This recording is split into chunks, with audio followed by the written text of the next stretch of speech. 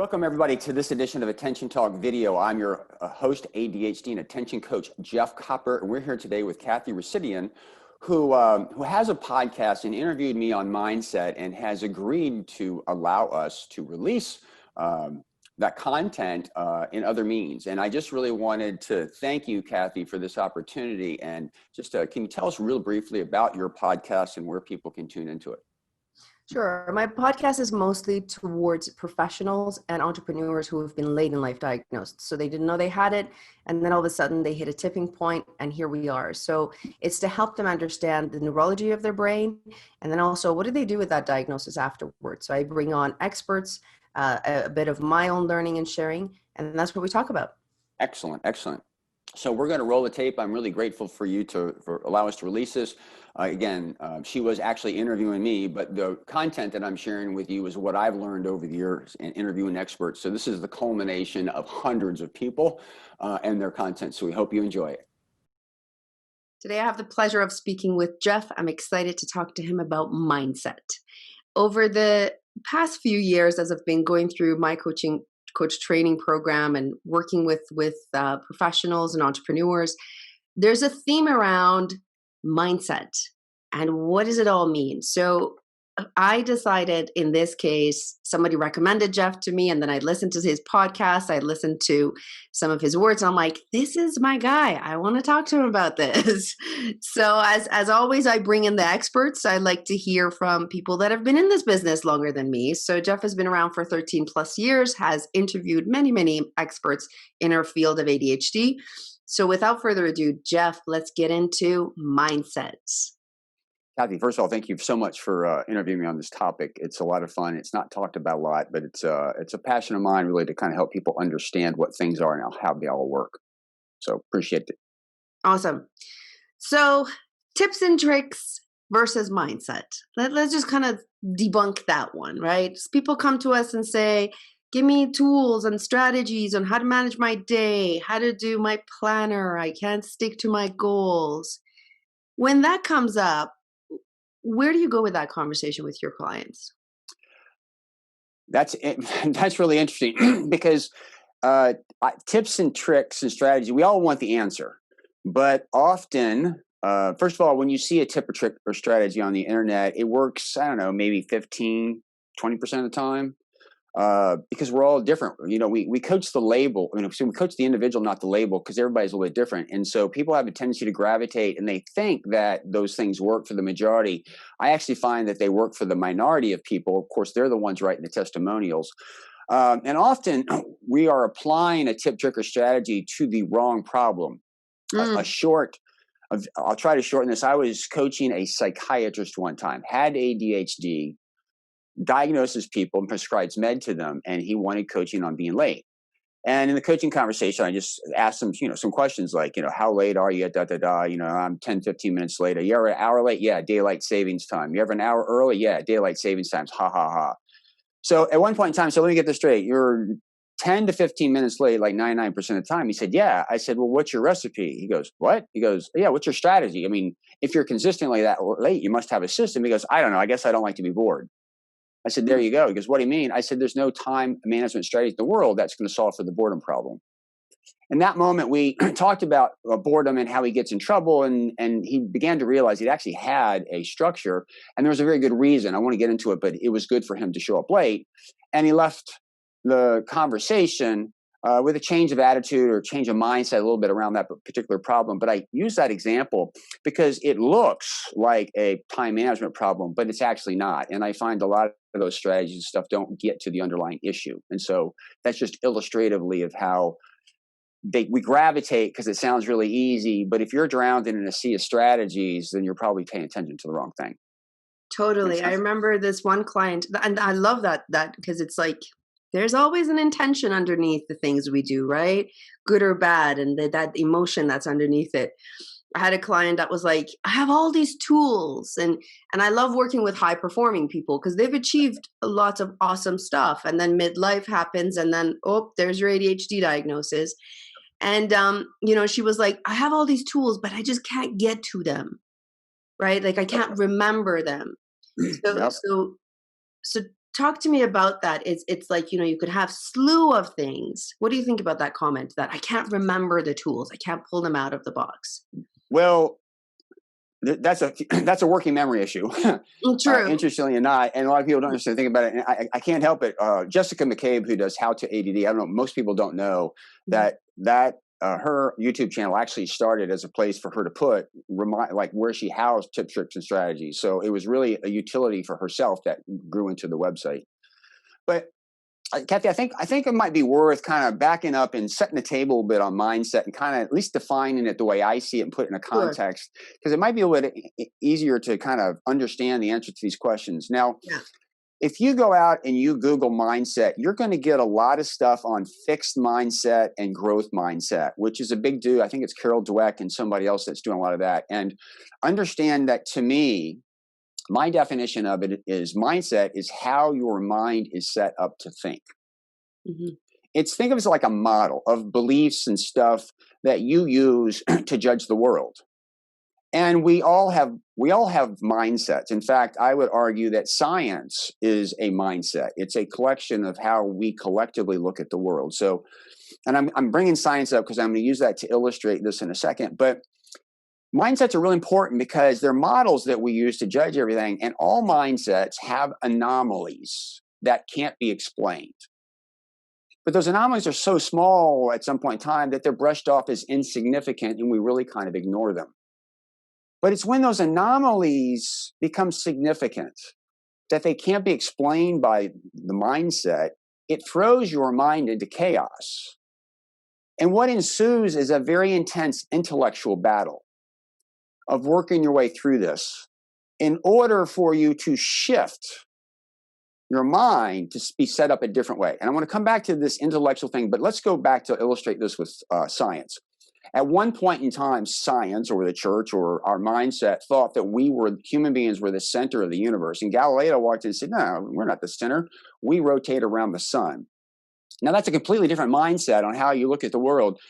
And Galileo was thrown into jail, and it took a generation for everybody to take a look at the evidence and actually say, our old mindset can't explain these anomalies, and we switched our view of the world that the sun was the center of the universe, and it's since changed. Mm-hmm. What I really want to emphasize is a mindset does not change overnight, because the very fabric that you judge everything with is changed. Like the new model disproves your old thinking method.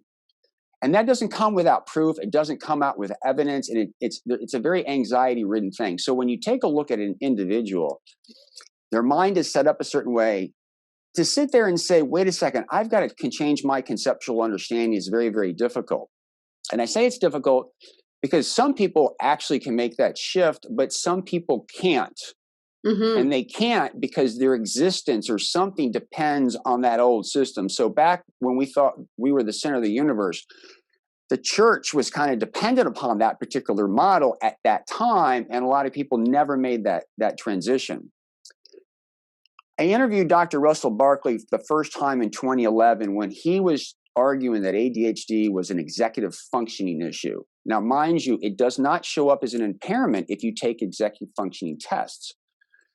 But he did a couple of presentations and he covered 7 different points, 7 different ways of looking at it. All of them basically said ADHD has to be. We know it's in the prefrontal cortex.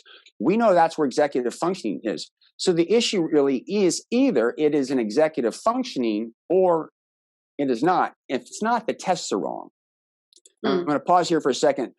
At the time, there was no uniform definition of executive functioning. As he said, there was 34 different, it's like a dog's breakfast, like anything goes. And he all the researchers agree that self-regulation is a major executive functioning that we have a very specific definition of. And so I talk a lot of ADHD as an executive function, but really self-regulation because it's easy to define. Yeah. But the thing is that all the people who came up with the executive functioning tests, they're resistant to the new model because their work depends on those old tests. And so you can see how they would be slow to make that adjustment. So going back to that mindset, it's a collection of how your mind is set up to think. And A shift in a mindset is very, very powerful, but again, it's a very intense intellectual battle that takes place over a long period of time before you make that adjustment. So let's talk about how this applies to ADHD. Mm-hmm. Kathy, it's been interesting to me as you get to know people that have ADHD that are successful and you listen to their story, there's a few commonalities in it. One of the common themes is you're fighting this thing of who you think you're supposed to be to turn your mindset and really begin to embrace who you are and to be who you are. And it takes years sometimes to do that because you fight this battle internally, and some people never make that shift. A lot of times parents will come and they have this mindset that their ADHD kid just has to do this. Well, in life, you just have to do these things. And that you just have to do this takes the strategies back to you should just try harder. And if you understand ADHD as an issue of self-regulation, you're basically saying you need to use self-regulation to overcome self-regulation, like use your weakness to overcome your weakness. Mm-hmm. Intellectually, that just doesn't make any sense. So, Kathy, I have dyslexia and learning disability, and it was difficult for me to write. And so when I got into this business, everybody told me I had to write a book or I had to do a blog. And I'm like, I don't do it that way. So I started Attention Talk Radio. 10 years later, I've been doing it. And it's been interesting because I get 10, 15,000 downloads a month of my show, and I've interviewed the foremost experts in the world. But I shifted my mindset and said, I don't do it that way. I do it a different way. And I aligned everything else around it. And I have been successful with it because I changed the way I look at it. Yes. And if you go back to that parent, it's like they just have to write that book or they just have to write that blog. No, the idea is they need to get content. Let's open up our mind and change our mindset and not define it to be a specific way. And so this context of understanding a mindset is how your mind is set up to think.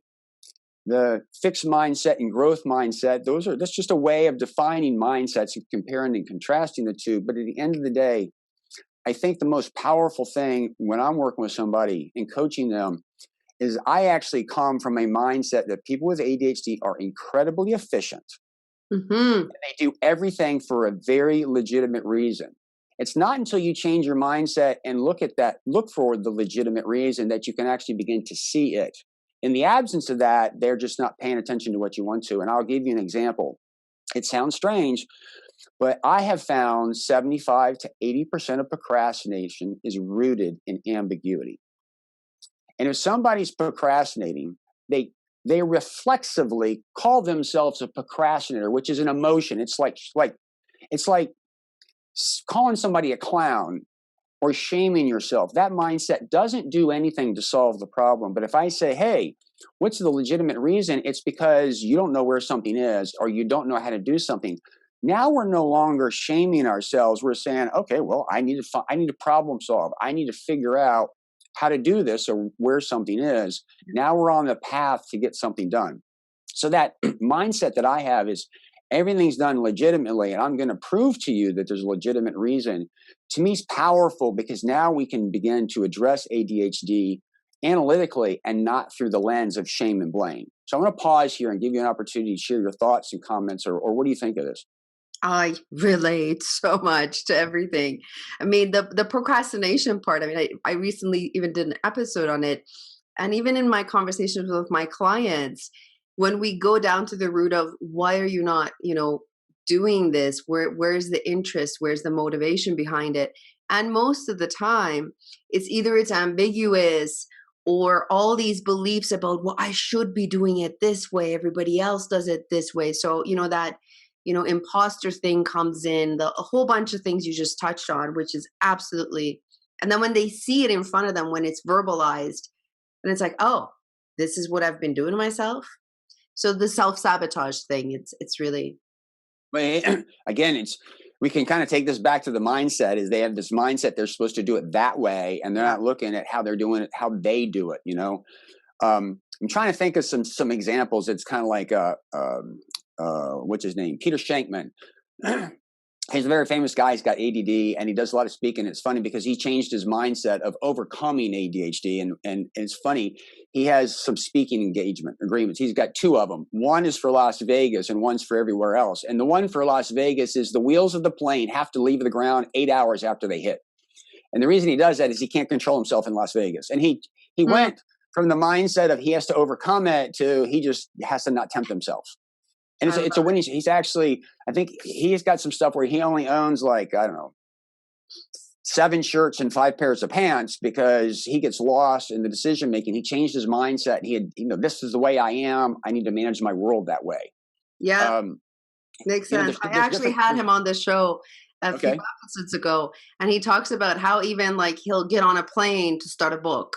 And then that journey on the plane. I love that one. That's story. I've interviewed him on that story. It's really, really funny. Yeah. But it's the adopting that you do it that way. It's a mindset, and the sabotaging is to sit there and say, I shouldn't do it. I should try to do something else. Or, and again, the idea really here is, the reason I'm grateful to come on the show is if you don't understand something as a process, you don't really understand what's going on. And if you have ADHD, and you're trying to solve it, the people that are successful over time change the way their mind is set up to think about themselves. And they adopt one that is basically dealing with the facts of themselves. And I'm sharing this with you because if you're out there and you really want to do this, you're going to go through the journey, you're going to struggle. There's a lot of anxiety and there's a lot of conflict in your mind to adopt it. But if you embrace it as a part of the process, number one, it's going to make that process go quicker. It's not going to turn it overnight. It's going to make it go quicker, and you're going to get to where you want to go as opposed to fighting it. Mm-hmm. The other thing I want to compare and contrast because people sometimes confuse mindsets with ahas. To me, an aha is the sudden comprehension that takes place when you pay attention to something differently. It's like the aha moment, the eureka, or the I get it. A bunch of ahas can lead to the facilitation of a change in mindset. And once you change your mindset, it can lead to lots of ahas, kind of like a hurricane, right? It can spawn lots of them as a result of some of that stuff. But an aha and a mindset are really 2 completely different things. And a lot of people will talk about, I'm just changing my mindset as if it's going to happen overnight. It's not. It's like, again, moving from we thought we were the center of the earth to we're not. We rotate around the earth. Or Newton never said that gravity pulls objects to the earth. He implied it, but he never said it. Einstein walked in and said, no, space pushes things to the earth.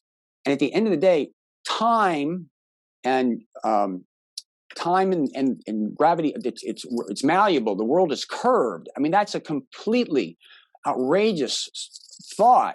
He wrote his original miracle papers, I think it was 1905. He started with a special theory of relativity that later became the general theory of relativity that was proved in 1919 with amazing precision that space and time are curved. And it took 20 years for science to actually say, the guy's right. I mean, in all the evidence. And I'm going to the science so you can see that anxiety. I mean, like everybody's like, no, they prove it. They keep going for the evidence until finally it's irrefutable. Again, as you go through this, the idea of listen for that evidence of that. And I know Kathy, because I know how she's trained. I know how she's saying she's looking at strengths banks. She's trying to help people understand what's worked because it's a part of the process to shift the mindset to look what is working as opposed to what isn't. Mm-hmm. Mm-hmm.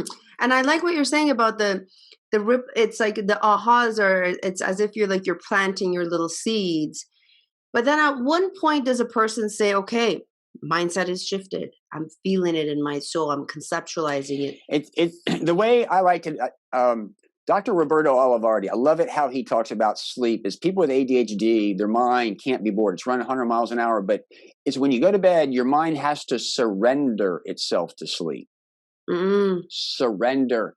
And when you're going through a journey, it's in that moment you can feel yourself surrender. You're letting go of clinging so tightly to that old mindset. So in that moment, again, it's you're surrendering yourself to the adoption. Okay, I'm surrendering. This makes a little bit more sense. And I use that as an adjective. It's a feeling, but I think it's easy to identify with because you're struggling, you're dealing. An aha is an aha, but a mindset is you can feel the process of you're surrendering, you're letting go of the old one and you're standing into the new. And that's when you're kind of truly there. And when you're there, it's interesting because the world has a different sense to it. There's a calming and a little bit more peace that kind of comes around when you surrender yourself, because you're adopting it. And again, all of a sudden you understand, or you can explain things that the old mindset, that couldn't explain.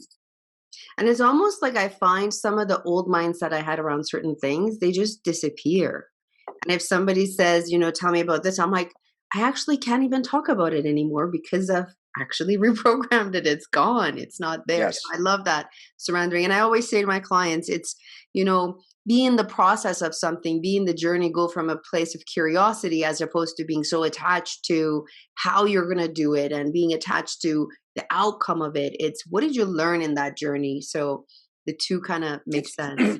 I like what you said, that curiosity and the wonder. As a coach, we always ask, wow, what would it look like if you did it differently? What if it looked like if you were yourself? Because you're asking those curious questions, because a data question is, what's the temperature? It's 88 degrees. But what would it look like if you did that? Sends the client off to begin to think.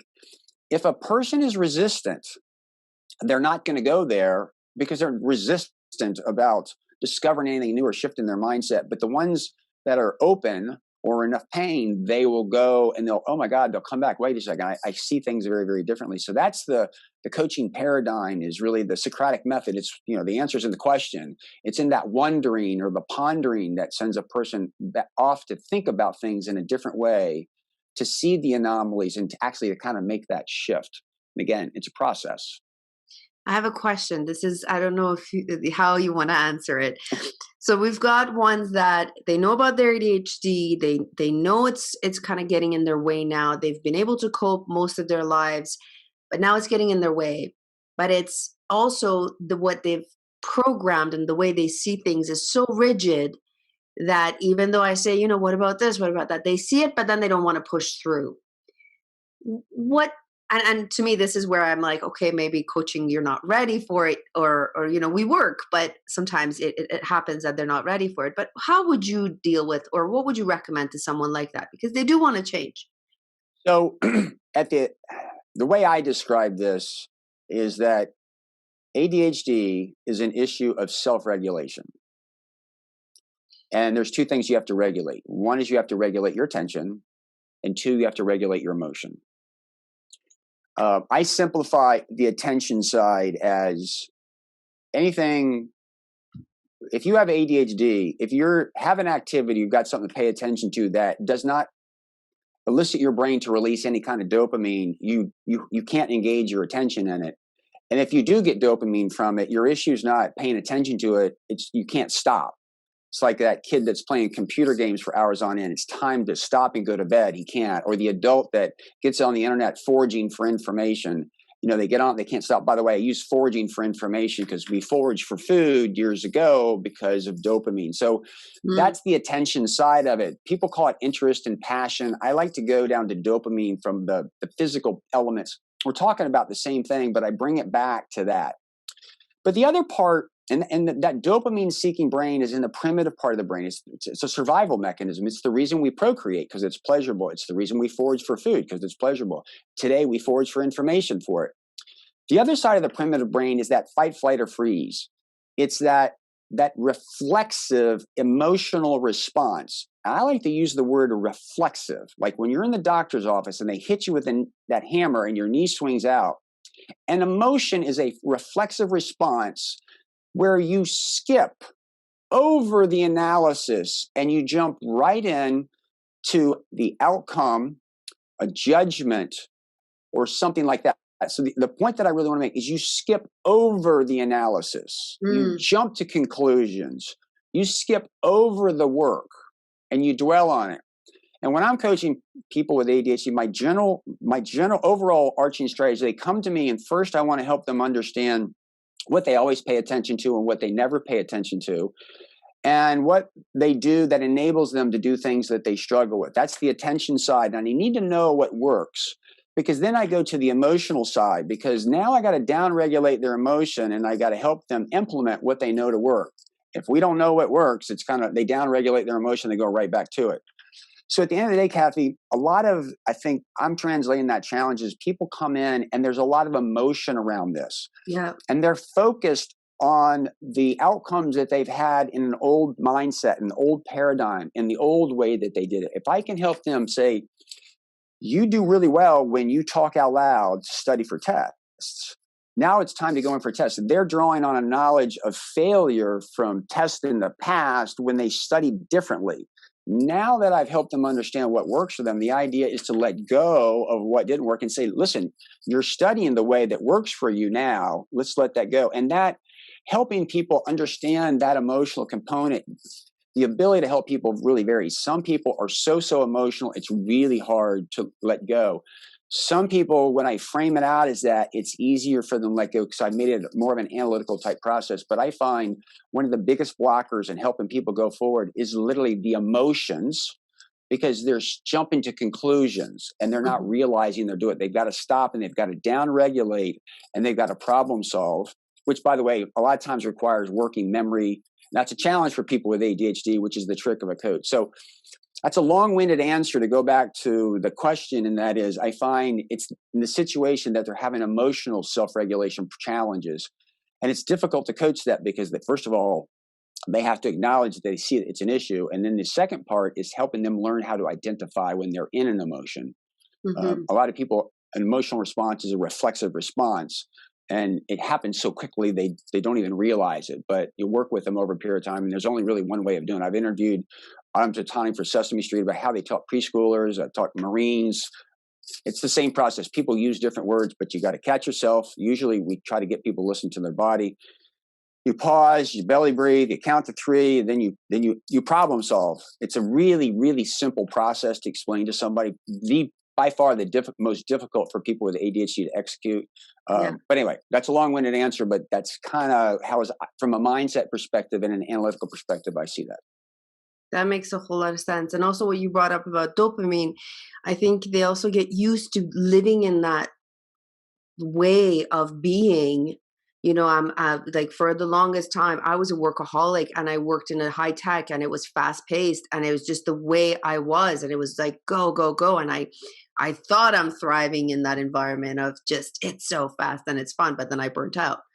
So feels so good because you're getting so much dopamine and it just yeah. wears on you a period of time, or you just kind of hit rock bottom.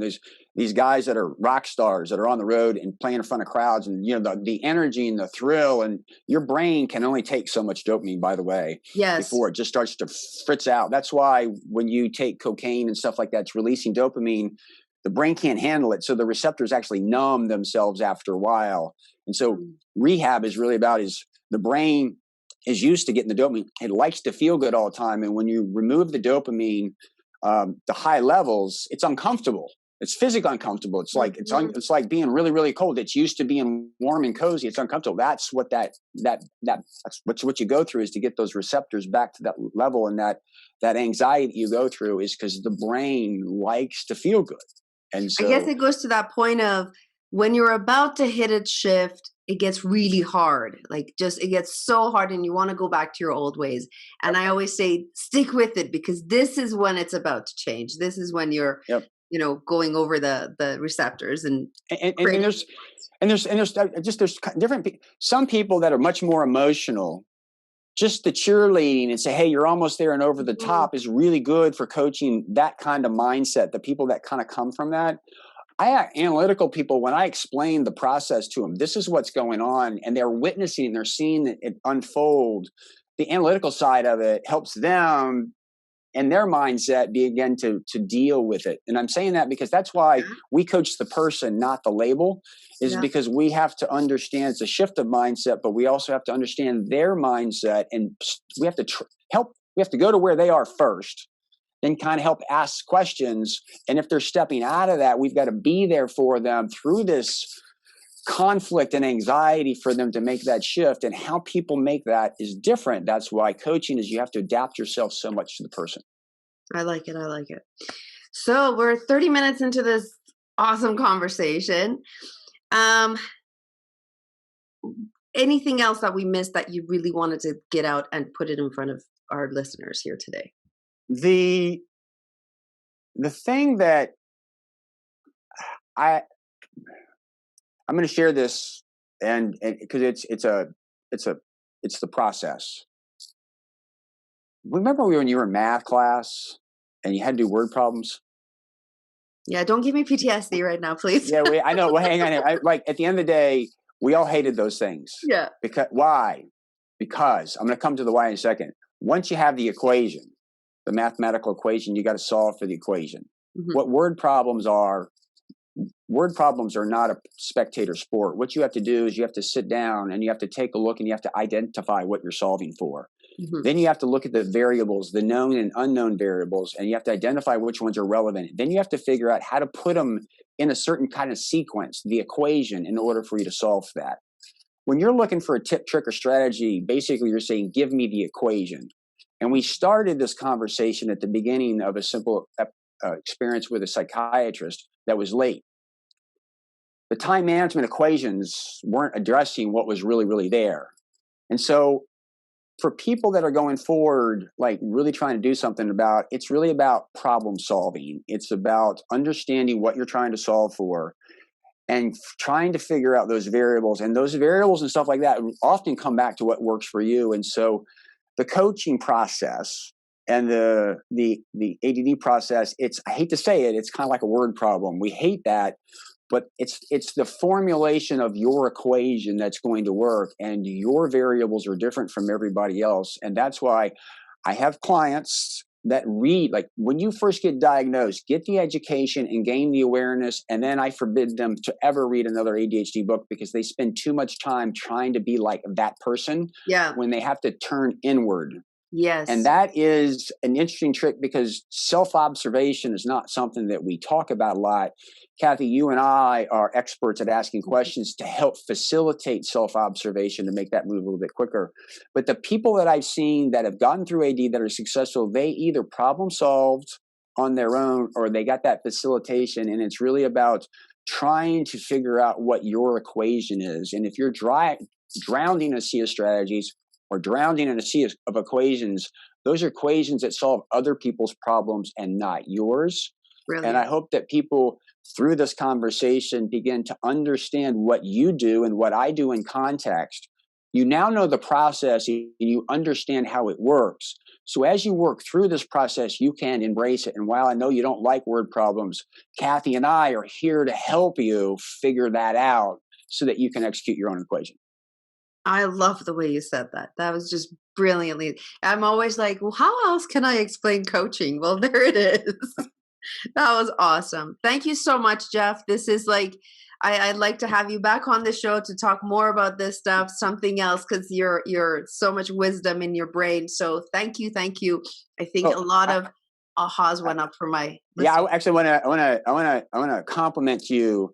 Is I talk about this a lot, and a lot of people, they just want the quick fix. They want what they want. And I want to commend you for really, we talked about this and you said you brought on very few people will allow me come in and talk about this and get it out to the public because this is the stuff I think people need to know. And so I really look at you as an ADHD community resource for being willing to go out and say, this is what it really is and have this type of content. So thank you, Kathy. Absolutely. My pleasure. My pleasure. So folks, until next time, I hope you come back and listen to this again and take more notes and keep on shining, people. There's a whole lot out there for us. And here's another way of looking at it. Thank you, Jeff. Thank you. So I'd like to thank Kathy again for releasing that interview or allowing us to air it here on Attention Talk Video. I know that this was a little bit longer than our normal stuff, but describing a process and really getting it takes a little bit of time. So anyway, I hope you've gained some insight. Please subscribe to our channel by hitting the subscribe button and leave comments. What do you think? Does this make some sense? Differing views? It'd help. Other than that, I hope you've enjoyed this edition of Attention Talk Video. Take care.